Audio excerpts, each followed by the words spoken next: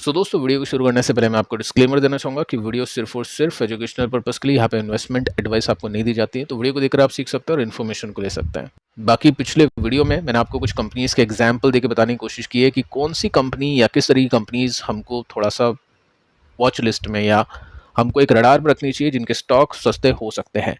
क्या कारण होते हैं स्टॉक्स के नीचे जाने के पीछे का, टेक्निकल्स में कैसे हम चेक कर सकते हैं कि सपोर्ट कहाँ पे है, स्टॉक कितना गिर सकता है, वो सब चीज़ें हमने यहाँ पे समझी है। अब दोस्तों हम बात करने वाले हैं कुछ ऐसी कंपनीज को लेकर जिनके स्टॉक्स ऐसे मार्केट के अंदर भी बहुत ही अच्छा कर रहे हैं, बहुत ही अच्छा परफॉर्मेंस आप देख सकते हैं। यहाँ पे आपको स्क्रीन पे देखने को मिलेगा 15% का जंप है। एक और कंपनी है जिसका स्टॉक ने भी काफ़ी अच्छा परफॉर्म किया, टोटल जो ट्रेंड है ना वो भी अच्छा है। अब देखो होता क्या है, जो मैं आपको काफ़ी टाइम से बताते जा रहा हूँ कि जब भी बुल मार्केट होगा ना, तो बुल मार्केट के अंदर कहीं ना कहीं तो बेयर मार्केट चल रहा होगा। यानी टोटल मार्केट अच्छा है या मैक्सिमम जो सेक्टर्स अच्छा कर रहे हैं, लेकिन कोई ना कोई ऐसा सेक्टर होगा, कुछ ना कुछ ऐसी कंपनीज होगी जो बेयर फेज में होगी, जिनके स्टॉक्स नहीं चल रहे होंगे। एग्जाम्पल देके चलते कि रिलैक्सो ने अच्छा नहीं करा, मार्केट कहाँ से कहाँ तक पहुंच गया, काफ़ी सारी कंपनीज ने अच्छा कर दिया, लेकिन उस कंपनी ने अच्छा नहीं किया। टोटल सेक्टर की बात कर रहा हूँ मैं, फुटवेयर ने अच्छा नहीं किया जीएसटी की वजह से, पेंट ने अच्छा नहीं किया एक बड़े कॉम्पिटिशन की वजह से। उसी तरह से दोस्तों मार्केट में क्या होता है, जब भी बेयर मार्केट होगा ना, तो कुछ ना कुछ आपको कहीं ना कहीं आपको बुल मार्केट देखने को मिल रहा होगा मार्केट के अंदर। यानी कुछ ऐसी कंपनीज आपको दिखेगी जो अच्छा परफॉर्म करे। एग्जाम्पल देके चलता हूँ मैं इन दोनों कंपनीज का। अब ऐसा है, काफ़ी लोग ये समझते हैं कि यहाँ पे बुल मार्केट है तो चलो इन कंपनीज को लेते हैं विदाउट रिस्क मैनेजमेंट। वो बहुत बड़ी गलती है, क्योंकि जब उन कंपनीज का खराब टाइम आएगा ना, तो उन कंपनीज में काफ़ी बड़ी गिरावट होगी, क्योंकि इन्वेस्टर्स की एक्सपेक्टेशन उन कंपनी से बहुत अच्छी है। तभी तो बेयर मार्केट के अंदर उन कंपनीज के स्टॉक्स को बाय कर रहे हैं।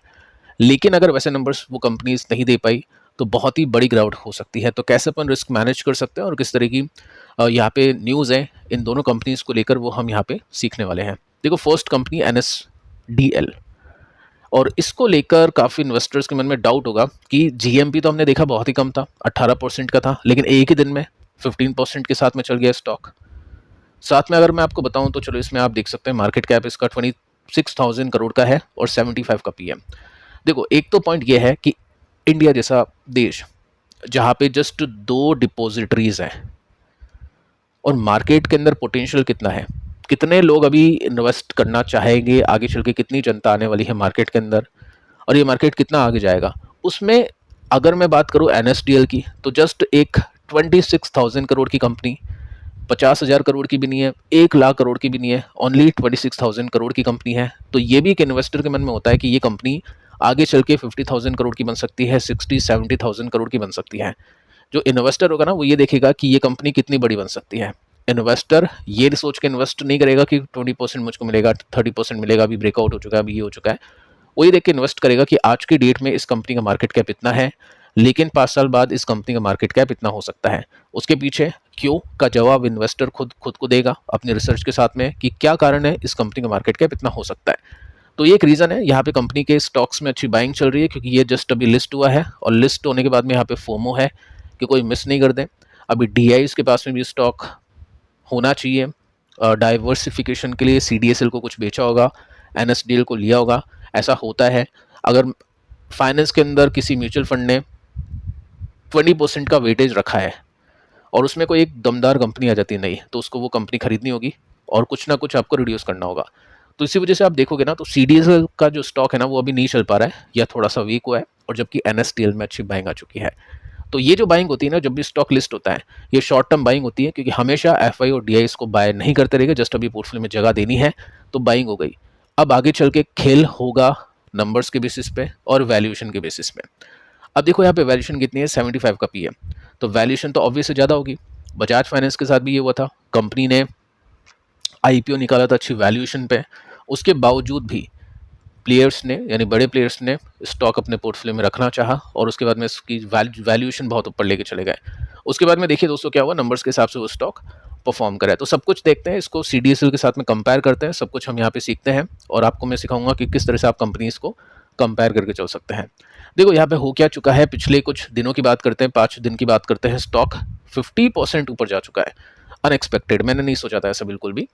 और यहाँ पे 880 रुपये का स्टॉक जो लिस्ट हुआ था, 1300 रुपीज़ तक पहुँच चुका है। ठीक है, और वो भी ऐसे मार्केट के अंदर जो बहुत ही वीक मार्केट है। तो यहाँ पे बुल मार्केट चल रहा है। आप देखोगे ना, तो IPO प्राइस से 50% नहीं है, 60-70% ये ऊपर जा चुका है अपने IPO प्राइस से। अभी आप देखोगे ना तो यहाँ पे आपको दिखाई देगा कि अब ये जो कंपनी का स्टॉक है ना, ये ट्रेड कर रहा है प्रीमियम टू CDSL। अगर इस कंपनी की अर्निंग्स अच्छी है CDSL से तो बहुत अच्छी बात है, प्रीमियम पे ट्रेड करना चाहिए। लेकिन अगर इसके नंबर्स CDSL से कमज़ोर आते हैं ना, तो ये जो प्रीमियम इसको दिया है वो प्रीमियम छिन भी जाएगा जल्दी से। तो वो चेक करते हैं कि कैसे नंबर से क्या है। सो यहाँ पे आप नोट कर सकते हैं कि मेंशन कर रखा है कि CDSL का जो स्टॉक है ना, वो अभी कुछ समय से रेंज बाउंड चल रहा है, उसके अंदर कोई बाय नहीं कर रहा है। हो सकता है उसको बेच रहे हो, क्योंकि पैसे डाइवर्सिफाई भी करने होते हैं। किसी के पास में CDSL है, कुछ पैसे वो बेच के NSDL भी खरीद सकता है, क्योंकि डाइवर्सिफिकेशन करने के लिए, क्योंकि टोटल मार्केट तो इन दोनों से कवर हो चुका है। अगर कोई स्टॉक बाय करता है तो वो डिपॉजिट कहाँ पे होता है, आपके ब्रोकर के पास तो नहीं होते हैं, वो डिपॉजिटरीज के पास में होते हैं। तो कुछ शेयर्स आपके CDSL के पास में जाते हैं और कुछ शेयर्स आपके NSDL के पास में आते हैं। तो इस मार्केट को कैप्चर करना है तो दोनों कंपनीज को खरीद लेता है इन्वेस्टर, उसके बाद में कोई तीसरी कंपनी है ही नहीं। और एंट्री बैरियर यहाँ पे काफ़ी टाइट है, कोई तीसरी कंपनी ऐसे आएगी भी नहीं। अब वो रेगुलेशन के ऊपर डिपेंड करता है, अगर वो लाना चाहता है तो दोनों क्रैश हो गए, लेकिन अब ऐसा कुछ भी देखने को नहीं मिलता है। ठीक है, तो यहाँ पे 73x पर है, मल्टीपल पे है NSDL, और CDSL 62 पर है। देखो दोनों महंगे हैं। एक टाइम था जब कोविड से पहले अगर आप इनकी वैल्यूएशन देखना चाहोगे ना, तो इनकी वैल्यूएशन आई थिंक 10, 15, 20 के आसपास थी। अभी ये 70 के पी पर ट्रेड कर रहा है। उसके पीछे का लॉजिक आपको बताइए। अब देखो कंपैरिजन कैसे करते हैं। स्क्रीनर पर आप जा सकते हैं, लॉगिन कर सकते हैं। यहाँ पे आपको कंपनीज मतलब वॉच लिस्ट आपको देखने को मिलेगी, उसमें आप अपनी कंपनीज के नेम लिखो, इनको सेट कर सकते हैं। मैं आपको बता चुका हूँ कैसे करते हैं। एडिट कॉलम में जाके आप जो भी मतलब आप चाहते हो, सेल्स देखना चाहते हो, CAGR, वो टिक कर सकते हो, उसको कर सकते हो। मैं आपको सिखा चुका हूँ वैसे ही है, आगे चल के और ठीक है अपन इसके ऊपर बातचीत कर लेंगे। तो देखो पहले यहाँ पे आप देख के समझो, आपको दिखाई देगा कि जो बड़ी कंपनी है मार्केट कैप के हिसाब से वो है CDSL, 32,000 करोड़ का मार्केट कैप है। NSDL की बात करें तो ये 26,000 करोड़ का मार्केट कैप है, यानी CDSL NSDL से बड़ी कंपनी है। ठीक है, सेल्स देखें 3 साल में CDSL 25% के CAGR के साथ में बढ़ चुका है। NSDL की बात करें तो 23%। देखो ज़्यादा गैप नहीं है, ये थोड़ा सा ऊपर नीचे हो जाएगा। अगर आगे चल के NSDL ने अच्छा कर दिया तो कोई बहुत बड़ी बात नहीं है, NSDL CDSL को बीट भी कर सकता है। तो यहाँ पे दोनों को मैं बराबर बोलूँगा। 5 साल की देखते हैं तो यहाँ पे CDSL की 36% की है, ये 34% की है, ऑलमोस्ट बराबर है। ठीक है, आगे चलते हैं, प्रॉफिट को देख लेते हैं। तो पिछले 3 साल में CDSL का जो प्रॉफिट है 19% के CAGR के साथ में बढ़ चुका है, और ये 16% के, कोई बहुत बड़ा गैप नहीं है। लेकिन 5 साल की बात करें तो यहाँ पे 37% का CAGR है और NSDL के 21% के CAGR है, ये बड़ा गैप है। तो इस वजह से हम बोल सकते हैं कि आज के डेट में CDSL आगे है। अगर आज की डेट में कोई NSDL और CDSL में से कोई एक स्टॉक खरीदना चाहेगा ग्रोथ के हिसाब से तो वो CDSL खरीदेगा, लेकिन अगर वो डाइवर्सिफिकेशन के हिसाब से खरीदना चाहेगा तो वो NSDL खरीदेगा, बट वो CDSL को साथ में रखेगा। ठीक है, ओनली NSDL खरीदने से काम नहीं चलेगा, ऐसा ये डेटा बता रहा है आपको। ठीक है, आगे चल के डेटा चेंज होगा तो वो सब चीज़ें प्ले हो सकती है, लेकिन आज की डेट में यही डेटा आपको दिख रहा है। आगे चलते हैं। सो यहाँ पे आप नोटिस करोगे ना तो CDSL के पास में एटलीस्ट प्रमोटर है, 15% है बट है, और NSDL के साथ में कोई भी प्रमोटर नहीं है। इसका मतलब क्या है, क्या NSDL खराब कंपनी, ऐसा कुछ नहीं है। वैसे भी दोस्तों मार्केट के ऊपर टिकी हुई कंपनी है, तो कोई कितना भी कुछ कर लेगा अपने हिसाब से, वो कैपेक्स नहीं कर सकता, एक्सपेंशन नहीं कर सकता है। तो ठीक है, प्रोफेशनली मैनेज्ड कंपनीज भी होती है जिसमें एम्प्लॉयज़ काम करते हैं। जैसे जैसे नंबर्स आते हैं, अच्छे नंबर्स आते हैं, तो उसके परसेंटेज यानी प्रॉफिट के परसेंटेज पे उनको इंसेंटिव मिलता है, तो वो अच्छा काम करना चाहेगा। तो ऐसा कुछ नहीं है, स्टॉक नहीं है तो क्या हो गया, उनके उनके पास में एक कंपनी है, कंपनी का प्रॉफिट है, उसका परसेंटेज अच्छा काम करेगी तो अच्छे पैसे उनको मिलेंगे। तो ऐसी कोई बात नहीं है, काफ़ी सारी कंपनीज हैं जिनमें प्रमोटर नहीं है। मोस्टली बैंक्स में अगर आप देखोगे तो ज़्यादा कुछ प्रमोटर्स आपको देखने को नहीं मिलेंगे। ITC, L&T, ये जो बड़ी बड़ी कंपनीज हैं इनमें कोई प्रमोटर नहीं है, स्टिल स्टॉक कहाँ से कहाँ पे पहुँच चुके हैं। आप देखो वैल्यूएशन के बीच में कितना डिफरेंस है, डिफरेंस तो है। डिविडेंड की बात करें तो यहाँ पे अभी अभी ज़ीरो दिखाई देगा, क्योंकि अभी तक कोई रिजल्ट आए नहीं है और डिविडेंड इसमें नहीं मिला है। तो नंबर्स के हिसाब से बोलेंगे ना तो हम बोल सकते हैं कि 20 CDSL है, 19 NSDL, 19-20 का है, कोई बहुत बड़ा गैप नहीं है। अब देखो कंसिस्टेंसी हम देख लेते हैं, ये NSDL का डेटा आपके सामने है और 2020 से ये डेटा आपके सामने है, 20-21 मतलब टोटल 5-6 साल का डेटा आपके सामने है। 125, 190, 213, 235, 275, 343, क्या कंसिस्टेंसी इसमें है? बिल्कुल है। तो क्वालिटी है, कंसिस्टेंसी के हिसाब से कोई कमी इसमें देखने को नहीं मिलती है। अब मैं आपको CDSL का डेटा दिखा देता हूँ, अब इसमें ज़्यादा पुराना डेटा अवेलेबल है, तो हम यहाँ से देखते हैं। ये 5 साल का डेटा हम कंपेयर कर लेते हैं, क्योंकि उससे पहले तो देखो काफ़ी कुछ हुआ है, 50 का 43 भी हुआ है, गिरा है, उसके बाद में 91 का 87 भी हुआ है, गिरा है। तो हम यहाँ से देखते हैं क्योंकि एनएस स्टील का भी डेटा यहीं से अवेलेबल है, तो 107, उसके बाद में सीधा 200 का जंप है। इतना बड़ा जंप एनएस स्टील में नहीं था, वो भी आप नोटिस करो। उसके बाद में 300, उसके बाद में गिरावट हो गई 276, उसके बाद में को बहुत बड़ा जंप है, 420 है, 526 है, उसके बाद में फिर गिरावट है।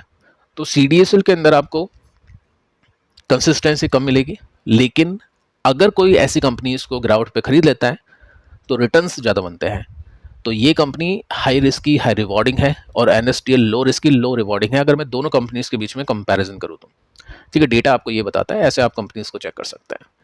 अब देखिए एनएसटीएल में प्रमोटर की होल्डिंग्स तो है नहीं, एफआईज कितने हैं, 15% है, डीआईज 44% है, पब्लिक 40% है। अच्छी बात है, चलो डीआईज ने कम से कम पब्लिक से ज़्यादा होल्डिंग उठा ली है।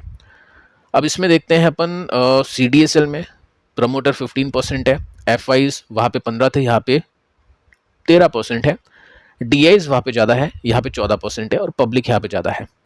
अब देखते हैं आगे चल के कैसा डेटा होगा एनएसडीएल का। तो डेटा थोड़ा सा टफ लग रहा है, अच्छा लग रहा है एनएसडीएल का, यहाँ पे ज़्यादा मतलब कन्विक्शन है बड़े प्लेयर्स को, बड़े इन्वेस्टर्स को। ठीक है, तो ये सिचुएशन है।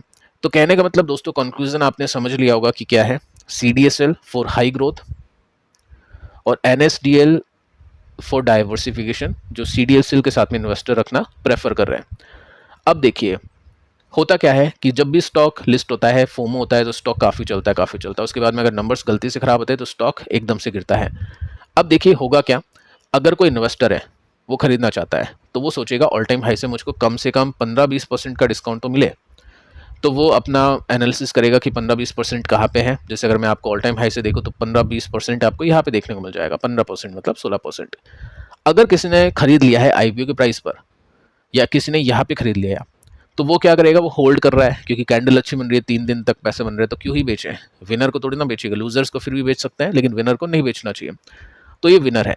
अब जैसे ही कोई विनर लूजर बन जाता है ना, तो उसको बेचते हैं। अब कैसे पता चलेगा, मान लो अगर ये स्टॉक 15% गिर गया, इससे भी नीचे आ गया, इस कैंडल को ब्रेक कर दिया, तो वो लूजर की कैटेगरी में आ सकता है, तो वहाँ पे लोग अपने प्रॉफिट को बुक करेंगे। एग्जाम्पल देके चलता हूँ कि यहाँ से ये और ऊपर चला गया, तो फिर वो इस कैंडल को सोचेगा कि ये अगर ब्रेक कर दिया तो मैं इसको बेचूंगा। तो इस तरह से प्लेयर यहाँ पे प्ले करें। बाकी जो लॉन्ग टर्म इन्वेस्टर मैं आपको बता चुका हूँ कि 26,000 करोड़ का मार्केट कैप, वो सोच रहा होगा कि मुझे 50-60 हज़ार करोड़ का मार्केट कैप दिखेगा आगे चल के, कुछ साल में 1-1 लाख करोड़ का मार्केट कैप दिखेगा। वो नहीं सोचेगा ये अप्स एंड डाउन्स, वो होल्ड करेगा, बल्कि वो स्टॉक नीचे आएगा मार्केट के प्रेशर की वजह से, तो उसमें और एडिंग वो करके चलेगा। अगर वो एक इन्वेस्टर है, वो मार्केट कैप यानी कंपनी के बड़े होने पर बेट कर रहा है तो। ठीक है, तो आप किस कैटेगरी में आते हो, आप नीचे चाहे तो कमेंट करके बता सकते हैं कि आपने आईपीओ में मतलब लिस्टिंग बेस को बेच दिया, वो भी आप लिख सकते हैं। देखिए सेकंड जो कंपनी है ना, नई कंपनी है भी, इंडिया शेल्टर फाइनेंस, एक एनबीएफसी है, 7% के साथ में स्टॉक चला ऐसे मार्केट के अंदर जहाँ पे सब कुछ वीक था। 10,000 करोड़ का मार्केट कैप रडार पे होनी चाहिए इन्वेस्टर के। अगर कोई ग्रोथ इन्वेस्टर है, इस कंपनी को 1 लाख करोड़ बनने का बैट करा है उसके ऊपर, यानी 10 टाइम्स, 27 का पी है, मतलब बाकी जो एनबीएफसी है 30-35 के आसपास, उससे भी कम इसकी वैल्यूएशन है। सो आगे चलते हैं, यहाँ पे हम देखते हैं इसकी लिस्टिंग हुई थी 550 रुपीज़ पर दिसंबर 2023 में, 70% वहाँ से ऊपर जा चुका है। ट्रेंड अगर आप देखोगे तो यहाँ पे बुल चल रहा है, टोटल मार्केट के अंदर बैर चल रहा है, लेकिन यहाँ पे बुल मार्केट चल रहा है।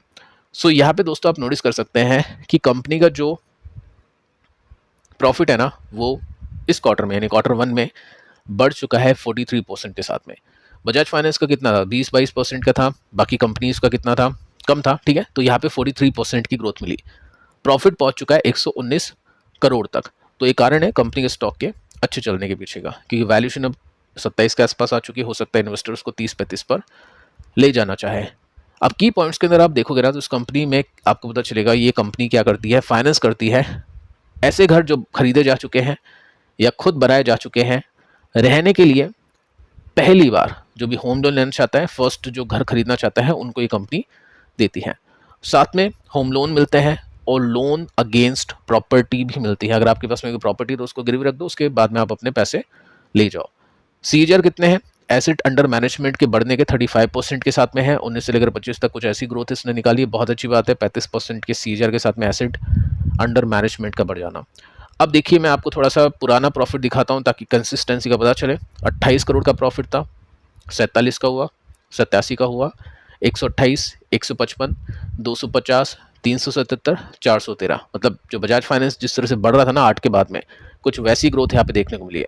अगर ये कंपनी यहाँ पे लिस्ट हो जाती है तो पता नहीं आज तो कितना ऊपर चल जाता है स्टॉक, क्योंकि बहुत ही ज़्यादा अच्छी ग्रोथ दी है और कंसिस्टेंट ग्रोथ इसने दी है।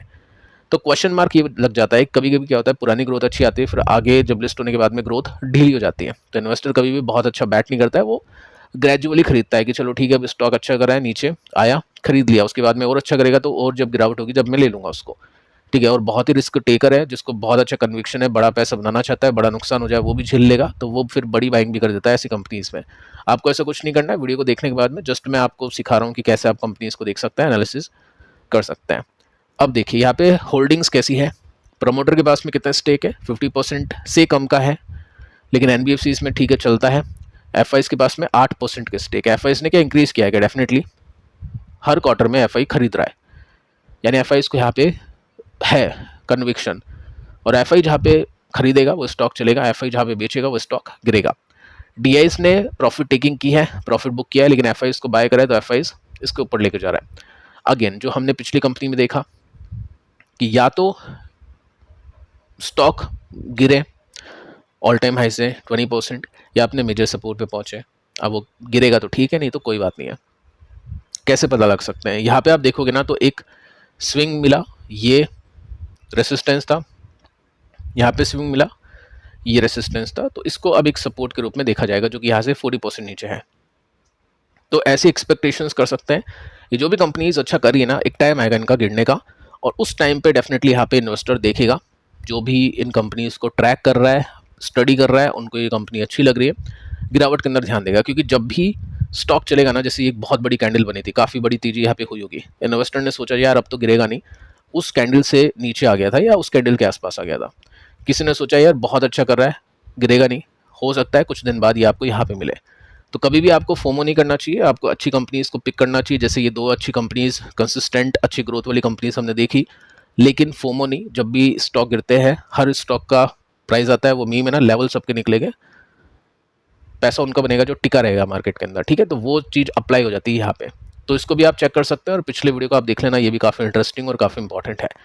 मिलते हैं दोस्तों कल किसी और वीडियो में किसी और इन्फॉर्मेशन के साथ, तब तक के लिए शुभ रात्रि।